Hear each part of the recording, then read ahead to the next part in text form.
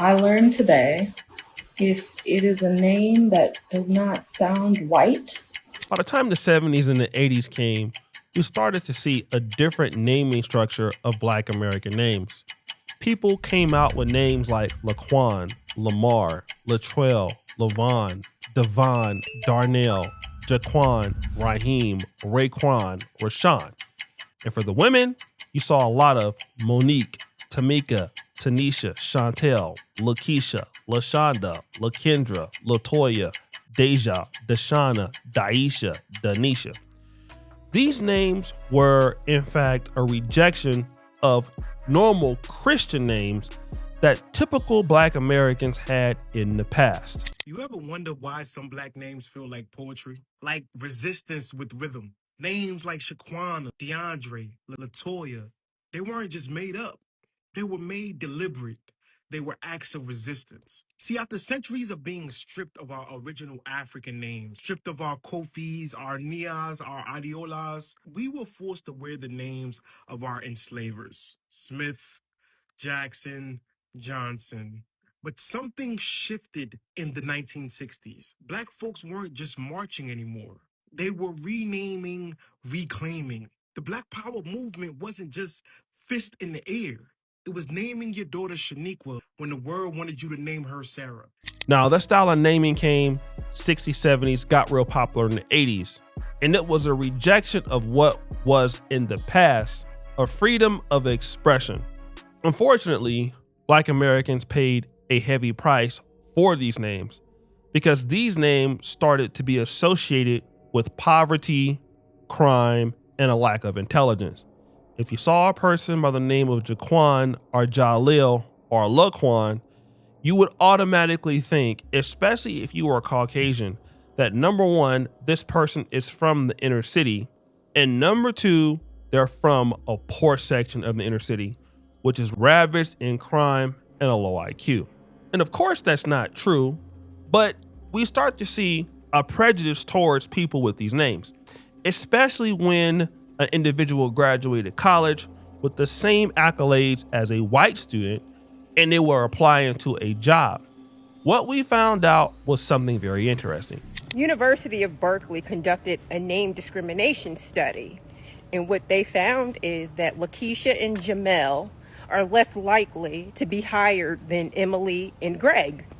They sent out 83,000 job applications to 108 Fortune 500 employers. Of these 83,000 job applications, half of them had white-sounding names and the other half had black-sounding names. Applicants with black-sounding names were called back 10% fewer times across the board, and even less when it came to specific companies, despite having comparable applications to their counterparts. The author's purpose for doing this study was to understand discrimination in the employment application process. What's more interesting is that these Fortune 5 companies use algorithms and third-party technology to screen their applications. Now, as you heard this lady say, UC Berkeley did a study, and they found out that people with names like Jamar or Javon or Deshaun, if they graduated with the same accolades as a white candidate, they were 10% less likely to get the job. Now, again, most people will say, well, that could have been back then. This is not now. This is 2025. You can get sued for doing something like that. You can't discriminate against somebody because of their name, right? Black people. I had my first day today at a new job, and basically, without going too far into it, my job is to schedule care for people that need it. A lot of this job is going through applications for people who want to give care. I learned today, if it is a name that does not sound white, we are to move it to the completed tasks. We then note your application as moved due to name standards. Now, it's my first day, so I asked, what does that mean? I'm Black, I'm very light-skinned, obviously. And she says,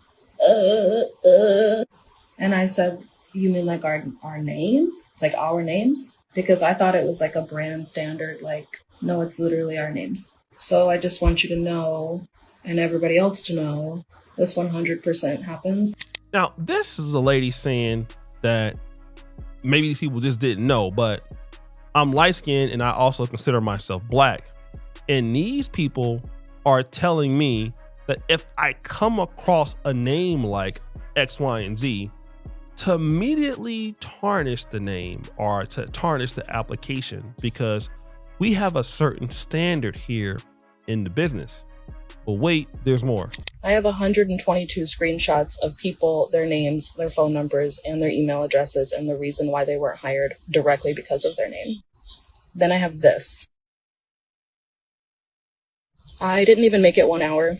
After I got my heart rate to stop spiking, I went and found the owner like I planned and asked her directly, super calm. She didn't deny any of it. She admitted that it's, fucked up. She apologized. I told her that I don't think this is going to be a good fit because this is not something that I would be willing to participate in. I made sure to keep it professional and not scary, not threatening. So I have a phone call with my guy later this afternoon. I'm going to go ahead and let him tell me how to proceed. I know that this happens. It's just that I personally have never experienced this type of training. If they have a name that sounds like this or that's jacked up, we don't do it because we have standards. Guess we're going on a journey, and eventually we're going to say who it is. And again, this video shows more evidence that you have certain employers out there who are trying to stay away from black people. And what I'm talking about is black Americans. And it's not just black Americans. Also, Africans have this problem. I know about some Africans who are in the UK, and if they were to use a real name like Olufemi, they would also get discriminated against. So what Africans started to do was to adopt a Christian name, all right? So they would have their official African name, and then they would adopt a white Christian name, and then they would put this particular name on their job application in order to seek employment. A similar case is deriving in America, but people still may use their name Laquan. But if they have a middle name like Michael, what you start to see is people using their name like Michael. And this was true even in the 50s. You would find some women named like Willie, Billy. It's very, very popular. These are names that men could use with women, especially back in what you call the country in the old South, Louisiana, Mississippi, Alabama. And some of those women just didn't want to be called Willie or Billy or something like that. So they would adopt a middle name and then professionally use that as the middle name. But now if you're Laquan Javon Jackson, then you have two names that are very similar like this. So what is the solution? The solution is, well, number one, you can still get jobs, but it may be harder. Or you have to work with your own individual community to create employment to understand that these names of these people doesn't mean that they don't have talent. And that's the one big take that the black community has to understand. At a certain point, you have to stop depending on somebody else to hire you. And that's the beauty of black America.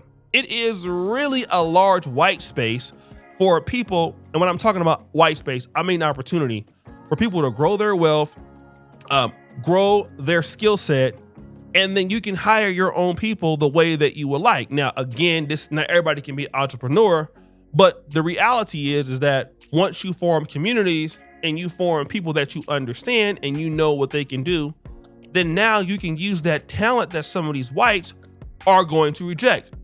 And that's the beautiful thing about being in black America or any black country, or being in black America, the microcosm we call black America, or in black African countries, is that talent is a lot and it's overlooked.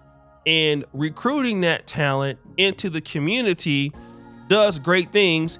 And it doesn't matter what that person's name is. That person's name could be Leandre, it could be Jalil, it could be Marquise.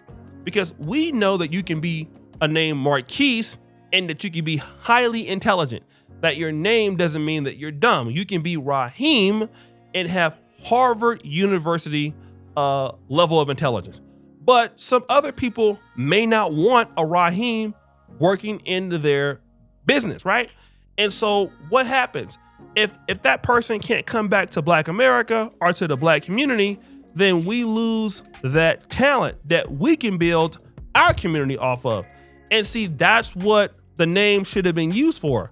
The names Rashad, Rashawn, Raheem should have been call outs to Black businesses to hire their own individual people in the same way that Jews do it, in the same way that other groups do it that were also ostracized. You didn't think that Russians were ostracized a little bit, or other groups like Italians, they had to end up making their own bank like Bank of America. They found a way to employ their people and get into the system. And still, Black Americans are going to have to address that same particular issue. Black people are still going to be ostracized. I mean, especially with the DEI things coming, you got AI coming, people can be more selective and be a little bit more open about their prejudices. It might not lack lawsuits. Look, we don't want a person named Latrell working here. We don't even want to give a person named Leandre a shot. We don't want to give Letitia a shot. Then who has to give them that shot? The Black community, or entrepreneurs in the Black community, have to then give them that shot. If we're not going to give it to them, who will give it to them? Somebody has to give them that shot. And if we are not going to do it, we need to be honest about not doing it, but then not complaining that, hey, these companies that whites run don't want to give you a shot, but you have every opportunity in your community to give yourself the shot. And once you have your own ability to give yourself the shot, well, everything will work out right. So guys, what do you think? It's your boy O'Shea Duke Jackson, back at it again with another episode of The Slippery John. Appreciate you for all you do. Subscribe to the bell. We're out.